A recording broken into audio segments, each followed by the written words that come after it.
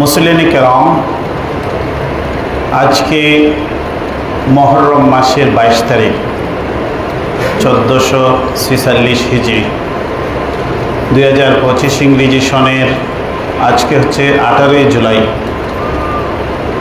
শ্রাবণ মাসের 3 তারিখ।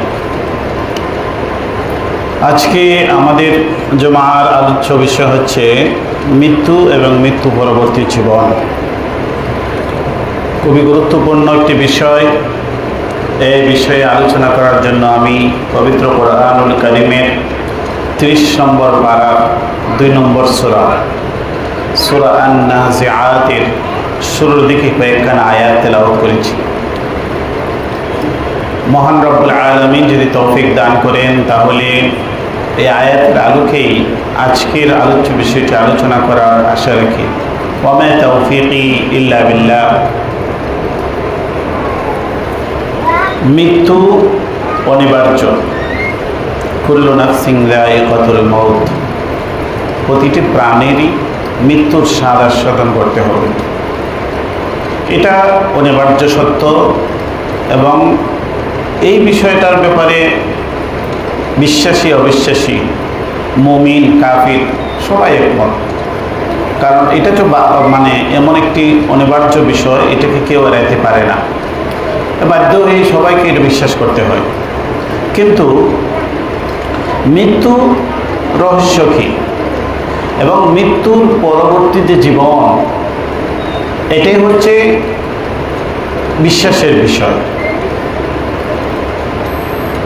মৃত্যুর মাধ্যমে কি মানুষের জীবনের পরিসমাপ্তি হয়ে যায়, এরপর আর কিছু নাই, নাকি এর পরবর্তী আরেক জীবন আছে? সেটা হচ্ছে একজন ইমানদার এবং কাফিরের মধ্যে পার্থক্য। ইমানদারের বিশ্বাস যে মৃত্যুর মাধ্যমে সে এই দুনিয়ার জীবন থেকে বিদায় নিয়ে সে আরেকটি জগতে চলে যায়, সেটা হচ্ছে আলমে বরজখ, আখিরাতে সে চলে যায়। সেখানে তাকে অনন্তকাল পর্যন্ত থাকতে হবে। দুনিয়ার জীবনের হিসাব কিতাব তাকে সেখানে দিতে হবে। ভালো মন্দ, তাকে মন্দ কাজ করলে এর পরিণতি ভোগ করতে হবে, ভালো কাজ করলে সেটা ভালো পরিণতি পুরস্কার সে ভোগ করবে। এটাই হচ্ছে মুমিন এবং কাফির এর মধ্যে পার্থক্য। আমরা মুমিন মুসলমান, আমরা বিশ্বাস করি যে মৃত্যু এটা আল্লাহ পাক রব্বুল আলামিনের হুকুমে হয়। জীবন এবং মৃত্যু এটা আল্লাহর হুকুমে।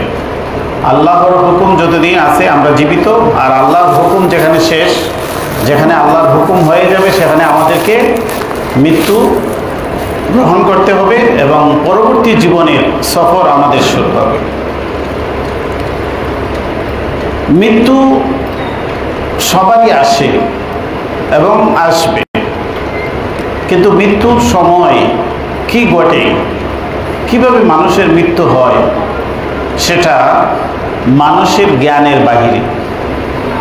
মানুষের জ্ঞানের বাহিরে মানুষ তার সংক্ষিপ্ত অল্প জ্ঞান দ্বারা মৃত্যুর বিষয়টা মানুষ অনুভব করা তার পক্ষে সম্ভব না। পৃথিবীর যত জ্ঞান বিজ্ঞানের যত উন্নত হোক, এই মৃত্যু বিষয়টা নিয়ে তারা কেহই এটার রহস্য উদ্ঘাটন করতে পারে না। এই জন্য আল্লাহ পাক রব্বুল আলামিন খুবই সংক্ষিপ্ত আকারে রূহের যে রহস্য সেটা বলে দিয়েছেন। কুলির রূহু মিন আমরি রব্বি। হে নবী, আপনি বলে দিন, রূহ এটা হচ্ছে আমার রবের একটি হুকুম। আল্লাহর হুকুমে যখন আসে সে জীবিত, আল্লাহর হুকুম যখন হবে তখন সে মৃত। এর বাহিরে কোনো বিজ্ঞানী কোনো ধরনের কোনো তত্ত্ব দিতে পারে না, পারবে না, এটাই বাস্তব। তাহলে আমরা এই মৃত্যু সংক্রান্ত বিষয় এবং মৃত্যু পরবর্তী জীবন, এটা একমাত্র ওয়াহির মাধ্যম ছাড়া, আল্লাহর পক্ষ থেকে যে ওয়াহি এসেছে রাসূলুল্লাহ সাল্লাল্লাহু আলাইহি ওয়াসাল্লামের কাছে, এই ওয়াহির বার্তা ছাড়া, ওয়াহির জ্ঞান ছাড়া মৃত্যু সংক্রান্ত জ্ঞান অর্জন করা আমাদের পক্ষে সম্ভব নয়, বিশ্ববাসীর জন্য সম্ভব নয়।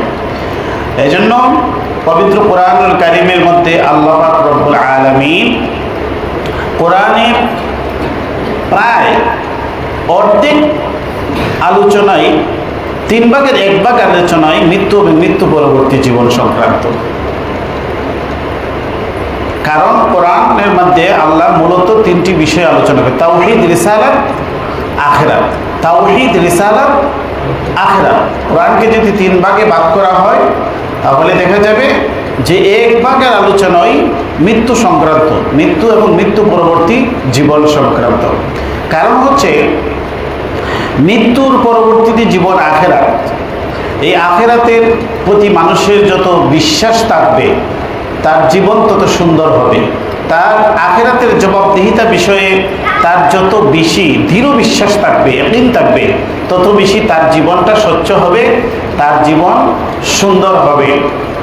এই জন্য আল্লাহ পাক রব্বুল আলামিন আখিরাতের বিষয়টা এত জোর দিয়ে আলোচনা করেছে। আমি আপনাদের সামনে যে আয়াত, কয়েকটি আয়াত তেলাওয়াত করি যে সূরা নাজিআতের, এই আয়াতের মধ্যে আল্লাহ পাক রব্বুল আলামিন মানুষের মৃত্যুর 2টি অবস্থা বলেছে: কাফির এবং মুমিন। কাফিরদের মৃত্যু আর মুমিনের মৃত্যু একভাবে হয় না। নেককার লোকের মৃত্যু আর বদকার লোকের মৃত্যুর অবস্থা একরকম হয় না। 2টি চিত্র আল্লাহ পেশ করেছেন। আল্লাহ বলেছেন ওয়ান্নাজিআতি গারকা, ওয়ান্নাশিতাতি নাশতা, 2টি আয়াত।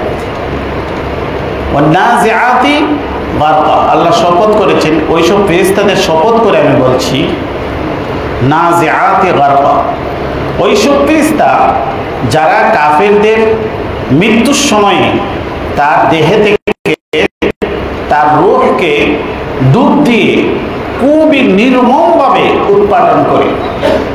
ওয়ান্নাশিতাতি নাশতা, আর আমি শপথ করছি ওইসব ফেরেশতাদের যারা মুমিন বান্দার, নেককার বান্দার রূহকে তার দেহে থেকে বন্ধনটা ছিন্ন করে দেয়।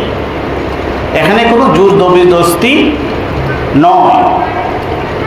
রাসূলুল্লাহ সাল্লাল্লাহু আলাইহি ওয়াসাল্লাম এক হাদিসের মধ্যে বলেছেন, যেরকম ভাবে একটি পানির পাত্র, একটি গ্লাস অথবা একটি জগ, এটাতে যদি পানি থাকে আর এই পাত্রটা যদি উপর করা হয় তাহলে যেমনভাবে স্বাভাবিকভাবে এই পাত্র থেকে পানিটা পড়ে যায়, ঠিক তেমনিভাবে মুমিন বান্দার যখন মৃত্যু সময় আসে তখন তার দেহ থেকে এইভাবে খুব সহজে তার রূহটা ছিন্ন হয়ে যায়, বন্ধনটা আলাদা হয়ে যায়। কিন্তু কাফিরদের মৃত্যু সেভাবে হয় না। কারণ আব্দুল্লাহ ইবনে আব্বাস রাদিয়াল্লাহু তাআলা আনহু এই সূরার তাফসিরে বলেছেন যে যখন মানুষের মৃত্যু ঘনিয়ে আসে, মৃত্যুর সময় যখন আসে, তখন তার কাছে ফেরেশতারা আসে। যদি মুমিন হয় তাহলে তার কাছে রহমতের ফেরেশতারা আসে, এসে তার সামনে তার পরবর্তী জীবন, মৃত্যু পরবর্তী জীবনে সে কি কি সুখ স্বাচ্ছন্দ্য ভোগ করবে এটার একটি জান্নাতি চিত্র তার সামনে পেশ করেন। বলেন, দেখো যে তোমার জন্য এই জিনিসগুলো অপেক্ষা করতেছে। তখন সে দেহ থেকে বের হয়ে যাওয়ার জন্য এই রোগটা উদ্গ্রীব হয়ে থাকে।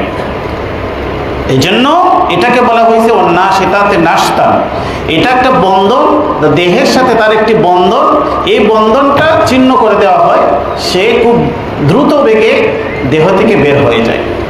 আর যখন কাফির অথবা পাপিষ্ঠ ব্যক্তি, তার সামনে এসে ফেরেশতারা এসে, গজবের ফেরেশতারা আসে, এসে তার পরবর্তী জীবনে কি কি শাস্তি তার জন্য ভোগ করতেছে, জাহান্নামের শাস্তি, এই শাস্তিগুলার দৃশ্য তার সামনে তুলে ধরে এবং বলে, এই পাপিষ্ঠ ব্যক্তি দেখো তোমার জন্য সামনে কি অপেক্ষা করতেছে। তখন সে অস্থির হয়ে যায়, তখন সে এই দেহ থেকে বের না হওয়ার জন্য সে তার দেহের মধ্যে ডুব দেয়। ওয়ান্নাজিআতি গারকা, সে তার পুরাটা দেহের মধ্যে ছড়িয়ে পড়ে এবং দৌড়াদৌড়ি করতে থাকে, সে বের হতে চায় না, কারণ তার পরিণতি খারাপ। এই জন্য ফেরেশতারা তার দেহের মাঝে ডুব দেয়। ওয়ান্নাজিআতি গারকান, গারকান মানে ডুব দেওয়া। তখন ফেরেশতারা তার জান কবজ করার জন্য তার দেহের মাঝে তারা ডুব দেয়। ডুবুরিরা যেভাবে পানির নিচে ডুব দিয়ে জিনিসপত্র খুঁজে বের করে, এইভাবে তার দেহের মাঝে ফেরেশতারা ডুব দিয়ে তার দেহটা, তার রূহটা দেহের যে প্রান্তে যায় তাকে পাকড়াও করে। এবং নাজিআতি গারকা, নাজিআ নাজউন থেকে এসেছে, এর অর্থ হচ্ছে উৎপাটন করা। আমরা যদি একটি গাছ দেখি মাটির সাথে সাথে জোর ফের দিয়ে খুব শক্তভাবে তার অবস্থান থাকে, তখন শক্ত কোনো ক্যারেং লাগিয়ে কোনো একটি গাছকে যদি মাটি থেকে উফরে ফেলা হয়, জোর ফেরে একদম সজোরে উৎপাদন করা হয়, এটাকে বলা হয় নাজাআন। এজন্য ওয়ান্নাজিআতি গারকান আল্লাহ বলেছেন যে ফেরেশতারা তার দেহের মধ্যে ডুব দিয়ে তার দেহে থেকে তার রূহটাকে এভাবে উৎপাদন করে নিয়ে যায়। তাহলে আমরা এই সূরার মধ্যে দুটি চিত্র আমরা পাইলাম, মুমিনের মৃত্যু আর কাফিরের মৃত্যুতে এক অবস্থায় হয় না, এটা আমরা বুঝলাম। এই জন্য দেখবেন মানুষের যখন মৃত্যু ঘনিয়ে আসে, মুমূর্ষ অবস্থায় সে চাকরি রাখে, অনেক মানুষ অদ্ভুত ধরনের আচরণ করে। সে কিন্তু ওই সময়টায় দুইও জগৎ দেখতে পায়। দুনিয়াতে তার আশেপাশে যারা আছে তাদেরকেও সে দেখতে পায় এবং আখিরাতের চিত্রটাও সে দেখতে পায়।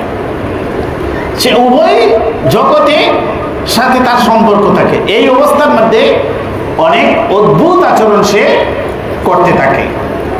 এটা আমাদের পক্ষে স্বাভাবিকভাবে আমাদের পক্ষে এটা দেখা সম্ভব নয়, শুধুমাত্র ওই মৃত্যুপথযাত্রী ব্যক্তি সেটা দেখতে পায়।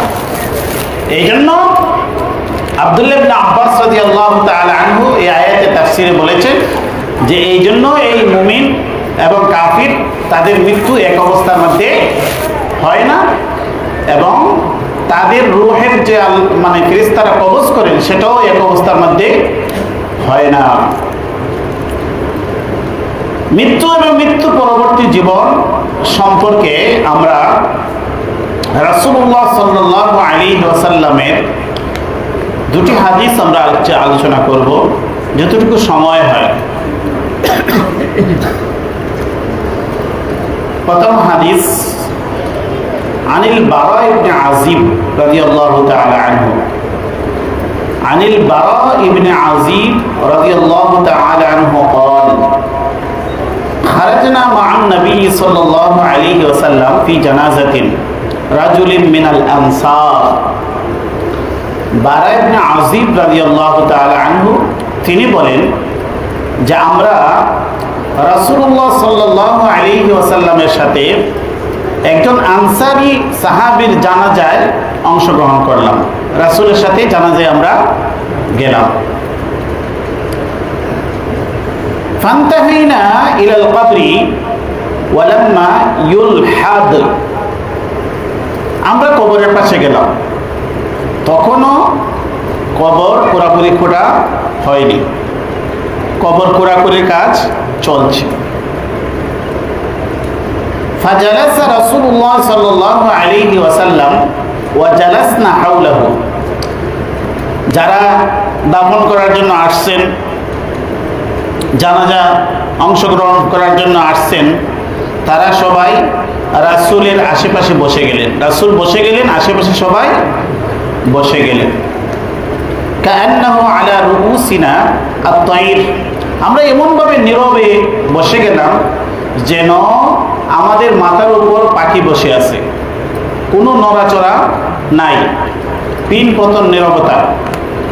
ওয়া ফি ইয়াদিহি উদান ইয়ানকুসু ফিল আরজি, রাসূলুল্লাহ সাল্লাল্লাহু আলাইহি ওয়াসাল্লামের হাতে একটি লাঠি বা ছড়ি, তিনি মাটি কুটতেছেন। দেখবেন মানুষ কোনো গুরুত্বপূর্ণ কথা বলার জন্য সে একটা প্রস্তুতিমূলকভাবে এরকম কিছু আচরণ করে। রাসূল হাতে একটি ছড়ি ছিল, এটাতে মাটি করতেছেন। ফারাফা রাসাহু, নিচের দিকে মানে মাটি করাচ্ছিলেন, এর মধ্যে তিনি মাথা উঠাইলেন। ফাকালা, এরপর বললেন আস্তাঈযু বিল্লাহি মিন আযাবিল কবরি মাররাতান আও সালাসান।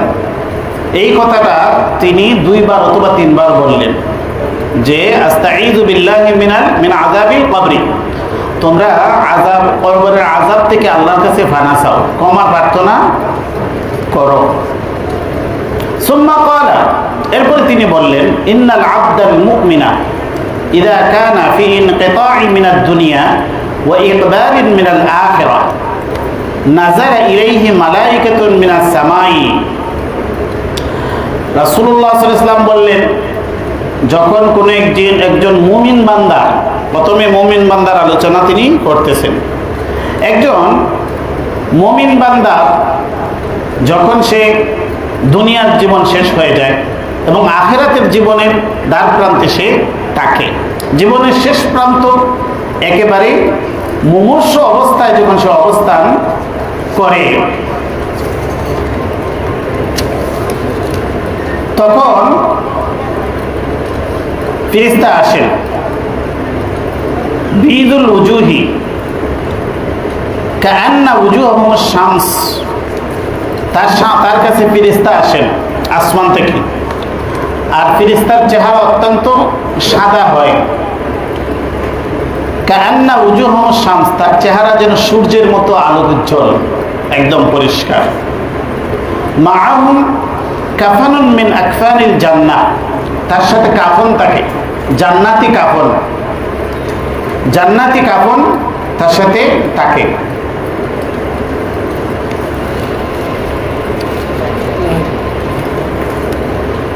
এই ফেরেশতা আসেন এবং তার সাথে জান্নাতি কাফন থাকে। ওয়া হুনুতুম মিন হুনুতিল জান্নাহ, আর তার সাথে জান্নাতি সুঘ্রাণ থাকে, জান্নাতি সুঘ্রাণ তার সাথে থাকে। হাত্তা ইয়াজলিসু মিনহু মাদ্দাল বাসার, এরপরে তার দৃষ্টি সীমানার ভিতরে সে বসে যায়, এই ফেরেশতা বসে যায়। জান্নাতি কাপড় নিয়ে আসছে আর জান্নাতি সুঘ্রাণ নিয়ে আসছে, বসে গেছে তার দৃষ্টি সীমানার কাছাকাছি। মুসনাদে আহমদ, আবু দাউদ উভয় হাদিসের মধ্যে এই বর্ণনা রয়েছে। সুম্মা ইয়াজিউ মালাকুল মাউত আলাইহিস সালাম, আগের ফেরেশতা আসলেন, এরপরে দ্বিতীয় ফেরেশতা আসলেন। আগের ফেরেশতা আয়েশা কি কাজ করেন, এই যে জান্নাতি কাপড় নিয়ে আসলেন, জান্নাতি সুঘ্রাণ নিয়ে আসলেন, এটার ব্যাখ্যায় আব্দুল্লাহ ইবনে আব্বাস রাদিয়াল্লাহু তাআলা আনহু অন্য বর্ণনায় বলেছেন, তখন সে আয়েশা ওই মুমিন ব্যক্তিকে তার জান্নাতে যে সে নিয়ামতগুলি ভোগ করবে এগুলোর দৃশ্য সে দেখাইতে থাকে। এরপরে আসেন মালাকুল মাউত। সুম্মা ইয়াজিউ মালাকুল মাউতি আলাইহিস সালাম, এরপরে আজরাইল আলাইহিস সালাম আসেন। হাত্তা ইয়াজলিসা ইনদা রাসিহি, তার মাথার কাছে বসে যান। ফায়াকুলু, তখন এই ফেরেশতা বলেন মালাকুল মাউত, আইয়ুহান নাফসুত তাইয়্যিবা উখরিজি ইলা মাগফিরাতিন মিনাল্লাহি ওয়া রিদওয়ান। তখন মালাকুল মাউত বলেন, হে পবিত্র আত্মা, আইয়ুহান নাফসুত তাইয়্যিবা, হে পবিত্র আত্মা, তুমি বেরিয়ে হয়ে আসো। উখরুজি, আমার সাথে তুমি বেরিয়ে আসো। ইলা মাগফিরাতিন মিনাল্লাহি ওয়া রিদওয়ান, আল্লাহর মাগফিরাত, আল্লাহর ক্ষমা এবং আল্লাহর সন্তুষ্টির দিকে তুমি বের হয়ে আসো। ক্বালা ফাতাখরুজু তাসিলু কামা তাসিলুল কাতারাতু মিন ফিস সিকাই, এমনভাবে সে বের হয়ে যায় যেরকম ভাবে কোনো পানির পাত্র উল্টিলে এই পানির পাত্র যেরকম পাত্র থেকে পানিটা যেরকম ভাবে স্বাভাবিকভাবে বের হয়ে যায়, এইভাবে তার রূহটা বের হয়ে আসে। ফায়াখুযুহা, তখন মালাকুল মউত এই রূহটাকে কবজা করেন, তাকে ধরেন। ফাইযা আখাযাহা লাম ইয়াদউহা ফি ইয়াদিহি তরফাহু আইনিন হাত্তা ইয়াখুযুহা। তিনি এই কাফনটা তার হাত, এই রূহটা তার হাতের মধ্যে বেশি সময় রাখেন না। ফায়াজআলুহা ফি যালিকাল কাফনি ওয়া ফি যালিকাল হানুত। এই যে জান্নাতি কাফন নিয়ে আসছিলেন আর জান্নাতি সুঘ্রাণ নিয়ে আসছিলেন, এটার মধ্যে তিনি এই রূহটাকে রেখে দেন। এটা দুনিয়ার কাফন নয়, আল্লাহর পক্ষ থেকে যে কাফন পাঠানো হয়েছে জান্নাতি কাফন, এবং জান্নাতি সুঘ্রাণ দ্বারা এটাকে প্যাকেট করেন। ওয়ায়াখরুজু মিনহা, এরপরে জান্নাতি কাফন এবং জান্নাতি সুঘ্রাণ দ্বারা এটাকে বেষ্টন করেন। ওয়ায়াখরুজু মিনহা কাআতিয়াবি নাফহাতি মিসকিন ওয়াজিদাত আলা ওয়াজহিল আরদি। এই অবস্থায় তার রূহ থেকে, তার এই প্যাকেট থেকে এরকম মেশকের গ্রাম বের হয়। পৃথিবীর মধ্যে যত ধরনের উত্তম সুঘ্রাণ হতে পারে এর চাইতে শ্রেষ্ঠ সুঘ্রাণ তার রূহ থেকে, তার এই রূহের প্যাকেট থেকে বের হতে থাকে। قال فيصعدون بها فلا يمرون يعني بها على ملأ من الملائكة إلا قالوا। তখন এই প্যাকেটটা নিয়ে আকাশের দিকে ফেরেশতারা রওনা হন। কোথায়? আকাশের দিকে। এরপরে যখনই কোনো ফেরেশতার দলের সাথে সাক্ষাৎ হয়, ফেরেশতার পাশ দিয়ে এই রূহকে নিয়ে যাওয়া হয়। ফেরেশতারা জিজ্ঞেস করেন, মা হাযার রূহুত তাইয়্যিব। ফেরেশতারা জিজ্ঞেস করে, এই পবিত্র আত্মাটি কার? এই সুঘ্রাণ শুনে ফেরেশতারা বলে, এই পবিত্র আত্মাটি কার?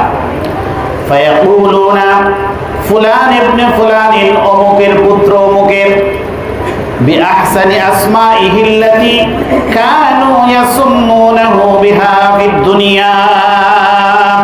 দুনিয়াতে তাকে যত সুন্দর নামে পদ দিয়ে চমৎকারভাবে তাকে সম্বোধন করা হতো, তাকে সুন্দর নামে সুন্দর পদ্ধতিতে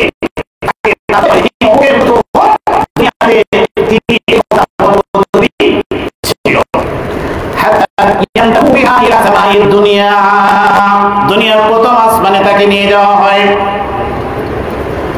ফায়াস্তাফতিহুনা লাহু ফায়ুফতাহু লাহুম। প্রথম আসমানে গিয়ে তার জন্য, প্রথম আসমানের দরজা খোলার জন্য অনুমতি প্রার্থনা করা হয়। তখন তার জন্য আকাশের দরজা খুলে দেওয়া হয়। ফায়ুশাইয়ুহু মিন কুল্লি সামাইন মুকাররাবুহা ইলা সামাইল্লাতী তালিহা হাত্তা ইনতাহা বিহি ইলা সামাইস সাবিআ।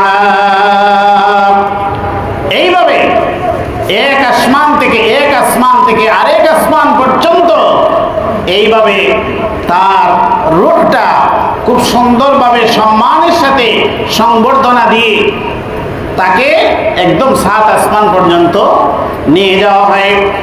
7 আসমানের উপর যখন ওই নেককার বান্দার রূহ গিয়ে পৌঁছে, ফায়াকুলুল্লাহু আযজা ওয়া জাল্লা উকতুবু কিতাবা ইনদি ফি ইল্লিয়িন।